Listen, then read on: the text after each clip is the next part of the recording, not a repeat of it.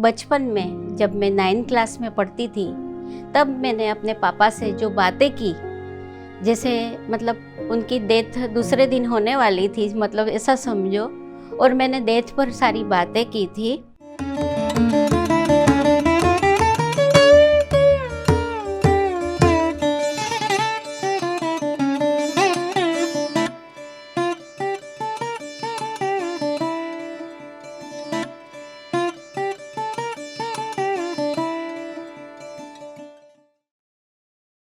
ओम नमः शिवाय। दर्शक मित्रों, मैं राजेश्री देसाई अहमदाबाद गुजरात से आप सभी का दिल से स्वागत करती हूँ। मेडिटेशन से क्या बेनिफिट होते हैं, काफ़ी सारे ऋषि मुनि ने इसके बारे में बात की हुई है।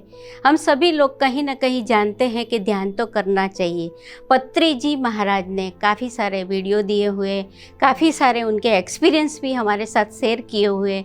मैं आज अपना भी एक्सपीरियंस शेयर करने जा रही हूँ कि जैसे मैं जब ध्यान नहीं करती थी तब कैसी थी। आप कल्पना कर सकते हो कि जब भी इंसान ध्यान नहीं करता या उसके बारे में, आध्यात्मिकता के बारे में कुछ भी पता नहीं होता तो जीवन कैसा होता है। डिप्रेशन में कभी कभी आ जाते हैं, कभी कोई बीमारियों भी अटैक कर लेती है, या तो कोई सिचुएशन ऐसी हमारी लाइफ के अंदर आ जाती है जिसके कारण हम परिस्थितियों का शिकार हो जाते हैं। न तो उस परिस्थिति को हम हैंडल कर सकते हैं, न हमें कोई रास्ता मिलता है, ऐसी अवस्था हमारी होती है। न हमें काम में ध्यान लगता है, न कहीं पर ध्यान लगता है। काफ़ी सारे लोग मैंने ऐसे डिप्रेशन में जाकर आत्महत्या तक कर लेते हैं, ऐसे किस्से भी देखे थे। मेरी लाइफ में भी उतार चढ़ाव बहुत आए हैं। जीवन है, आज मुझे पता चला है ध्यान करने के बाद कि जीवन है। तो जैसे ग्राफ होता है ना, आपने देखा है मशीन के अंदर हार्ट टेस्ट करते हैं, ईसीजी कराते हैं, तो हार्ट ऊपर नीचे जो होता है, वैसे ही हमारी लाइफ में उतार चढ़ाव तो आते ही रहते हैं। ये अनुभव मेरा पर्सनली मैं शेयर करने जाती हूँ कि मेरा जो जीवन था, ऐसा लगता था जीना अच्छा ही नहीं लगता था। कभी कभी सोचती थी कि मेरा जन्म क्यों हुआ है, मैं क्यों इस संसार में हूँ। काफ़ी सारी बचपन से लेकर जवान होने तक भी एक ख्याल मुझे आते रहते थे। उसके बाद भी मेरी लाइफ में जो भी हुआ, मेरे फादर बहुत छोटी उम्र में ही एक्सपायर हो गए, तो उसके कारण मैं अकेली बेटी थी, उसके कारण मुझे डिप्रेशन भी हो रही थी। ऐसा हो रहा था अब मेरा दुनिया में कौन है। फिर मेरा भाई भी एक्सपायर हुआ और बाद में अभी मदर तो 2015 में गए। तो बचपन से लेकर जो सफ़र रहा, उस दरमियान इतने दौर आए मेरी लाइफ के अंदर। कभी मुझे डिप्रेशन हो जाती थी, कभी टेंशन हो जाती, मरने के ख्याल भी आते थे। और अचानक से मुझे एक दिन रास्ता मिला, जैसे मैंने ध्यान की और ध्यान दिया, तब मुझे पता चला कि ध्यान से कितना बेनिफिट होता है। मेरी लाइफ में मैंने जब स्टार्ट किया, करीबन 2 मंथ के अंदर मुझे जो चाहिए था वो शायद मैं पा चुकी थी। जिसकी मुझे तलाश थी जीवन भर की, शांति की जो तलाश करते रहते हैं। हम सोचते हैं भौतिक सुविधा में हमें शांति मिलेगी, कोई व्यक्ति से हमें शांति मिलेगी। हम कहीं ना कहीं भौतिक इंस्ट्रूमेंट के साथ ऐसे बंध जाते हैं और शांति की तलाश करते रहते हैं।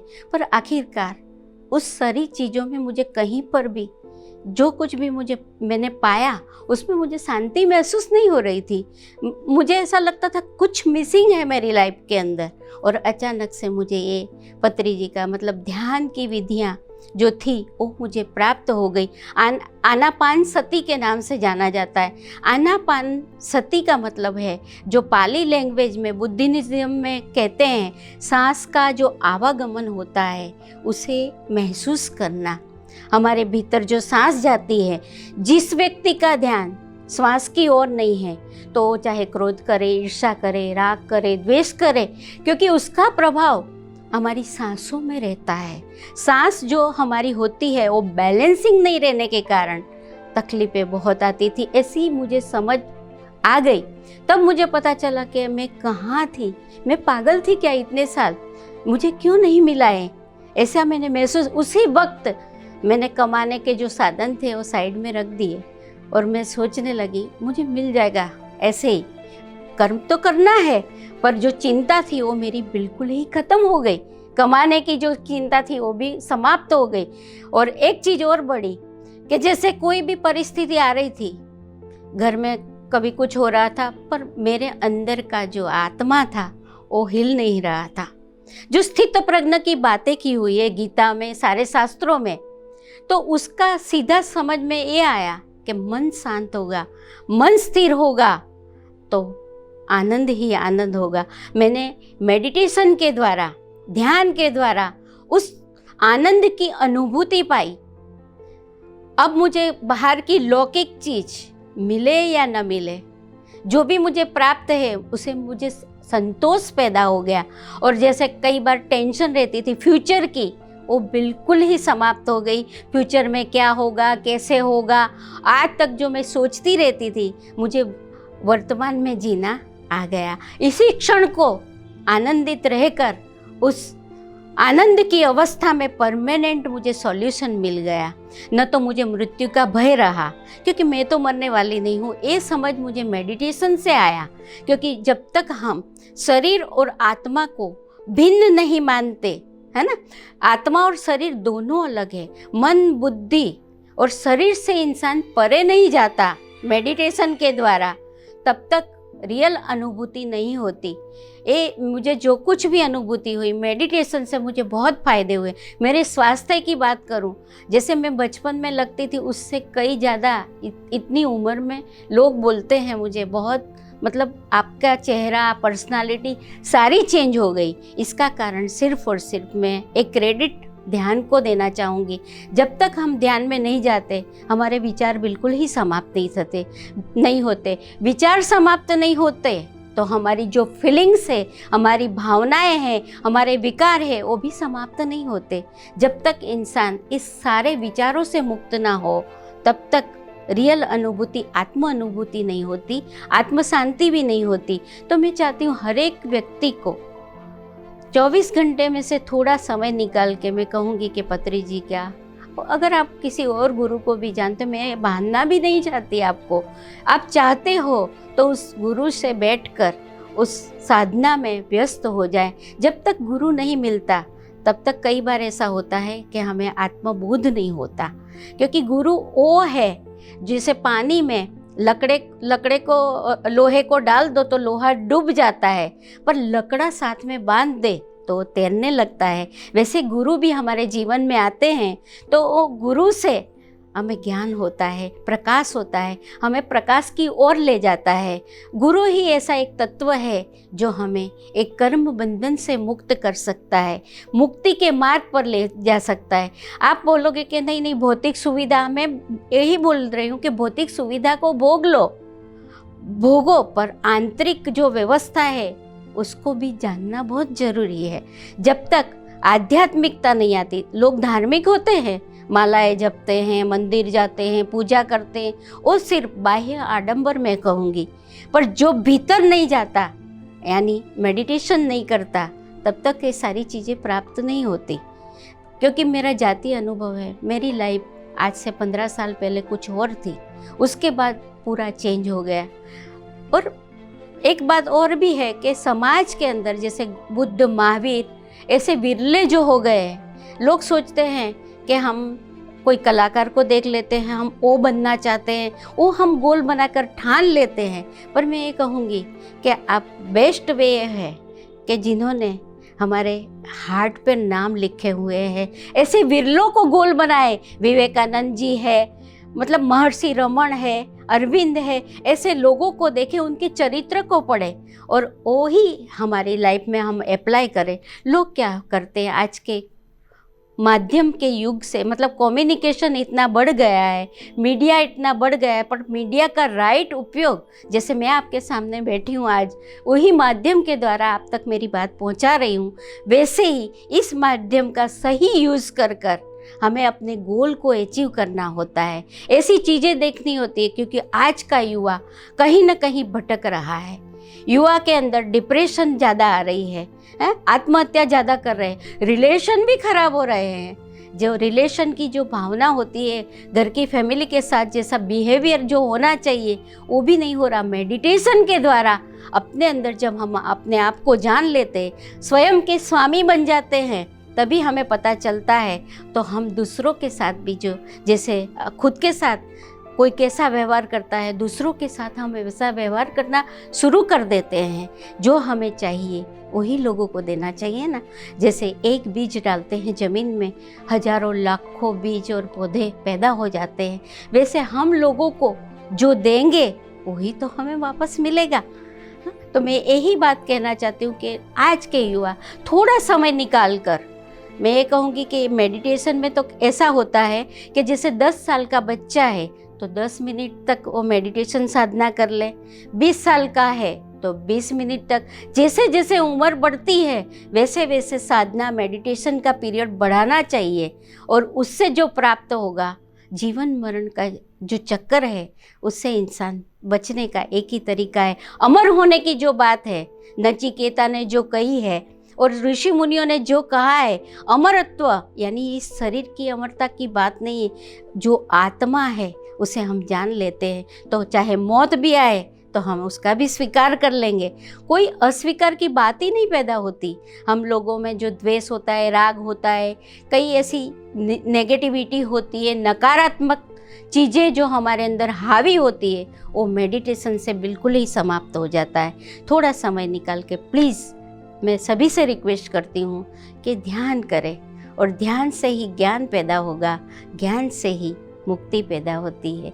बचपन में जब मैं 9th क्लास में पढ़ती थी तब मैंने अपने पापा से जो बातें की, जैसे मतलब उनकी डेथ दूसरे दिन होने वाली थी, मतलब ऐसा समझो, और मैंने डेथ पर सारी बातें की थी कि पापा जी, इंसान मरता है तो खोपड़ी फूटने से, मतलब स्मशान में जब जलाते हैं तब बहुत जोर की आवाज़ आती है। तो मेरे पिताजी ने कहा, हाँ बेटा ऐसा होता है, पर तू तो कभी गई नहीं, कैसे बोल रही है। मैंने बोला मुझे नहीं पता, मुझे ऐसा लग रहा है। उसके दूसरे दिन ही पापा जी को हार्ट अटैक हुआ था और मेरे पिताजी एक्सपायर हुए थे। मतलब अगले दिन ये सारी बातें की, उसके दूसरे दिन ही ये घटना घटी थी। एक बार मेरे ससुराल में भी ऐसा कई बार ऐसी चीज़ें हुई है, जब दुर्घटना होने वाली थी उसका मुझे पूर्वाभास होता था। जैसे एक बार हमारे घर वो गिलेरी होती है ना, उसका बच्चा आ गया था गिलेरी का। तो मेरा ऑब्जेक्शन रहता था कि जैसे कोई भी एनिमल होता है, कोई भी जीव होता है, उसे हमें कैद नहीं करना चाहिए या अपने साथ नहीं रखना चाहिए, उसे मुक्त रहने दो।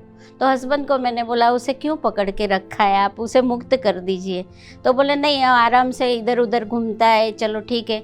तब मैं जॉब करती थी, तो एक बार 6 महीने के बाद, मतलब जब मैं जॉब से घर पर गई, तब मैं अचानक हमारे घर कोई गेस्ट आए और मैं अचानक बोल उठी। उन्होंने पूछा आपकी वो गिलेरी थी ना, उसका नाम क्या था? स्वीटू था। तो कहाँ गई? तो मैंने बोला वो तो मर गई। तो मेरे हस्बैंड ने, एक बार मैं घर गई थी तब मुझे ऐसा बताया था कि उसको मैंने छोड़ दिया, आपको पसंद नहीं है। और अचानक से मैंने ये बोला तो मेरे मन में ख्याल आया, मैंने ऐसा क्यों बोला, मर गई? उसको तो छोड़ दिया था मेरे हस्बैंड ने, वो पेड़ पर चली गई ऐसा बोला था। फिर वो मेहमान के जाने के बाद मेरे हस्बैंड ने बताया आपको दर्द ना हो, दुख ना हो, इसलिए हमने ऐसा बता दिया था कि वो गिलेरी को हमने छोड़ दिया। पर ऐसा हुआ था कि गद्दे के नीचे कहीं चली गई थी और उस पर कोई बैठ गया था और मर गई थी। तो उन्होंने मुझसे झूठ बोला था, पर सच्चाई अपने आप उन्होंने मुझे बता दी। क्योंकि ये घटना जो घटी तो मतलब वो सोचने लगे इसको कैसे पता चला, वो तो ऑफिस में थी, उसको कुछ पता ही नहीं होना चाहिए। पर अचानक ये सारी बातें जिसे ध्यान करते हैं तो हमारी चेतना इतनी गहन हो जाती है, क्योंकि चेतना जैसे बढ़ते बढ़ते हमारी कॉन्शियसनेस, गॉड कॉन्शियसनेस यानी परमात्मा की जो फ्रीक्वेंसी है उससे जब मैच हो जाती है, तब हमें दुनिया में होने वाली सारी घटनाओं का पता चलता है। दूसरी चीज़ मैं एक बताना चाहूँगी, रामदेव जी बाबा जब 500 की नोट्स बंद की थी तब मैंने अचानक टीवी ऑन किया था, तब मैंने उनको देखा। उसके बाद मैंने बोला ऐसा युग आने वाला है। मैंने राइटिंग में भी लिख के रखा था, एक बोर्ड भी बनाई थी, उसमें बताया था कि अब ऐसा वक्त आने वाला है, जैसे जनक राजा अष्टावक्र थे, उनके कहने पर राज्य चलाते थे, वैसा ही हमारा युग आएगा और रामदेव जी बाबा शायद इसके आगे गुरु बनने वाले हैं। तो उसी समय मैंने एक डिसीजन किया और 2011 में जो रामलीला में हुआ तब मैं वहाँ पहुँची थी उनके साथ और मैंने वो फिल्म भी किया। पर मेरा हेतु सिर्फ और सिर्फ सच्चाई को साथ देना था। जो भी सत्य का काम करता है उसके साथ में हमेशा रहने के लिए तैयार थी। न मुझे कोई लोभ लालच, मतलब कुछ ऐसा नहीं था कि मुझे कुछ चाहिए, पर मुझे कुछ संसार को देना है जो मैंने पाया है। क्योंकि मैं भटक रही थी, मुझे अनुभव है कि मैं कितनी मिसगाइड हो रही थी। मैं नहीं, किसी को दोष नहीं दे रही, अपने घर वालों को नहीं, ये मेरा ही संस्कार होगा। जब मुझे मिलना था तब मुझे मिला, पर मैं सोच रही हूँ कि जैसे छोटे छोटे बच्चे होते हैं उन बच्चों को भी मिले। तो मेरे घर में भी मेरी बेटी की शादी हुई, उसको जब बेटी होने वाली थी तब मैंने उसको हीलिंग प्रोसेस यानी परमात्मा के साथ जोड़ने की कोशिश की। तो आज वो बच्ची कशिश और एक नव्या है, दोनों ही, एक 6 साल की है, वो भी ध्यान करती है, वो ध्यान में मस्त बैठती है। उसको पूछोगे भगवान ईश्वर अल्लाह जो है वो कहाँ है, वो बोलेगी मेरे अंदर है, हर कण में है। मतलब ये एहसास बच्चों को बचपन से होना चाहिए। तो वो चेंज करने के लिए मैं अपने घर में ही रहती हूँ, घर को त्याग नहीं किया, क्योंकि एक दीपक जो जला हुआ होगा वो हजारों दीपक को और जलाएगा। ये सोचकर मैं बच्चों को ऐसी ट्रेनिंग मतलब ये देना चाहती हूँ कि समाज को कुछ मिले उनसे, क्योंकि हमारा जीवन बिल्कुल व्यर्थ ही समाप्त हो जाता है। हम चाहे तो मतलब कुछ एक्टिविटी, ऐसी एक्टिविटी में पड़ जाते हैं, मनोरंजन में पड़ जाते हैं, टीवी देखना, गाना सुनना, ड्राइंग करना, पर इससे भी ऊपर मतलब इंसान चाहे तो नर से नारायण बन सकता है। नारी से नारायण की जो यात्रा होती है वो हर एक व्यक्ति कर सकता है। इसीलिए हर व्यक्ति को बचपन से ये शिक्षा देनी है ध्यान से ही, क्योंकि अभी माध्यम बढ़ जाने से नेगेटिविटी कुछ भी चीज़ें देख सकते हैं ना बच्चे। मोबाइल की इतनी बढ़ गई है, जितना आशीर्वाद रूप है उतना ही श्राप रूप भी है। पर राइट वे, प्रॉपर वे, उसे कैसे यूज़ करना है वो हमें बच्चों को भी सिखाना चाहिए। तो मेरे घर का ही एग्जाम्पल लो, दोनों बेटियां आज दोनों ही माहिर है मेडिटेशन करने में। और मतलब गाय भी आएगी ना, गौ माता भी आएगी, तो घर में जो सारी चीज़ें होगी देने लगेगी, खाने पीने की, दूसरों के लिए नहीं छोड़ेगी, दे देगी। बंदर आए तो दे, क्योंकि उसको ऐसी शिक्षा दी जा रही है कि हर एक से प्यार करे, चाहे वो एनिमल हो, वनस्पति हो, मनुष्य हो। क्योंकि द्वेष भाव बच्चों में भी तब जगता है जब हमें उसे ऐसी शिक्षा देते हैं बच्चों को। तो बच्चों को राइट शिक्षा देना माँ बाप का कर्तव्य और फर्ज होता है। क्योंकि माँ बाप खुद, रियली कहूँ तो माँ बाप को खुद को भी पता नहीं है, बुरा न मानना, पर ऐसा हमारी उम्र तो बढ़ जाती है, पर जो आत्मा की जागृति है वो काफ़ी हद तक नहीं हुई होती है। आत्मा जागृति, क्योंकि जब तक हम ध्यान में और ज्ञान में नहीं बैठेंगे, सत्संग में नहीं बैठेंगे, तब तक हमारी ज्ञान की वृद्धि नहीं हो सकती। जो चीज़ के साथ हम रहते हैं वही चीज़ होने लगती है। जैसे मैं कई बार कहती हूँ बच्चों को, स्कूल कॉलेज में जाती हूँ तो सिर्फ और सिर्फ माता पिता मनी मेकिंग इंस्ट्रूमेंट ही बनाते हैं बच्चों को। पैसे कमाना कैसे है वही सिखाते हैं। फिर माँ बाप यहाँ रहते हैं और बच्चे फॉरेन में रहते हैं, और माँ बाप यहाँ दम तोड़ देते हैं, कोई साथ नहीं रहता, अपने बच्चे तक उनका साथ नहीं निभाते। बच्चों के हाथ में, मतलब कहते हैं ना कि बच्चे साथ हो और मृत्यु आए तो ठीक बात है, होता है, ऐसा है, माँ बाप की यही इच्छा रहती है। पर माँ बाप कोल्ड स्टोरेज में लाश को रख दिया जाता है, तब तक बच्चे नहीं आते। कई बार तो ओल्ड एज हाउस में रख के आ जाते हैं, क्योंकि हमारी कोई शिक्षा में कमी रहती है। हमने ही कोई ऐसी ट्रेनिंग दी हुई है, इसी के कारण बच्चे ऐसे पैदा होते हैं, हमसे दूर हो जाते हैं। मैं चाहती हूँ बच्चों को अपने पास रखे, और गुरुकुल की जो शिक्षाएं थी, हर घर गुरुकुल होना चाहिए। मैं मानती हूँ कि हर घर में गुरुकुल बनना चाहिए, ताकि बच्चे बिल्कुल संस्कारी हो, उसे कान न दे पर संस्कार दे, ताकि बच्चों के अंदर एक ज्ञान पैदा हो और माँ बाप के साथ उनका बिहेवियर, समाज के साथ एक अलग से उनका एक बिहेवियर बने। क्योंकि कई लोग कहते हैं मुझे, लड़कियाँ क्या करेगी, क्यों लड़कियाँ न होती तो ऐसे वीर पुरुष कहाँ से पैदा होते। कई लोग ऐसी आशा रखते हैं मुझे मतलब लड़का ही चाहिए, मेरा लड़का होगा तो मैं ये करूँगी। लड़के की आशा रखकर मैं एक बात बोलूं, बुद्ध भगवान का कौन सा बच्चा था, किसी को याद है? हम लोग बुद्ध को जानते हैं, उनके बच्चों को आज तक कोई नहीं जानता। गांधी जी को याद करते तो गांधी जी को जानते हैं, बच्चों को नहीं जानते। महावीर की बात करें तो उनका कौन बच्चा था, हमें कुछ पता नहीं है। तो हम सोचते हैं बच्चों में हम सारी चीज़ें अपने जो गोल बच्चों के लिए रख देते हैं, वो बहुत गलत बात है। हमारी आइडेंटिटी खुद की होनी चाहिए, हम स्वयं ही कुछ करके दिखाए। लोगों की लिए तालियां तो बहुत बजा ली हम लोगों ने, हाँ, जो लोग अच्छा काम करते हैं उनके लिए तो हम बहुत तालियां बजाते हैं, पर हम कुछ ऐसा काम करें कि लोग हमारे लिए तालियां बजाए, ऐसा होना चाहिए। पर लोग सोचते हैं पैसों से बढ़कर दुनिया में कुछ नहीं है। इंसान धनवान बनना चाहता है पर भगवान बनना नहीं चाहता, और भगवान बनने की बात बोलते हैं तो बोलते हैं हम नहीं हो सकते। भगवान का सीधा मतलब ईश्वर और भगवान दोनों अलग है।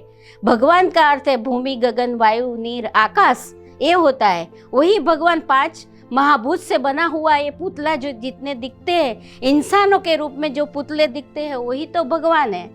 तो मैं हर व्यक्ति को भगवान मानती हूँ।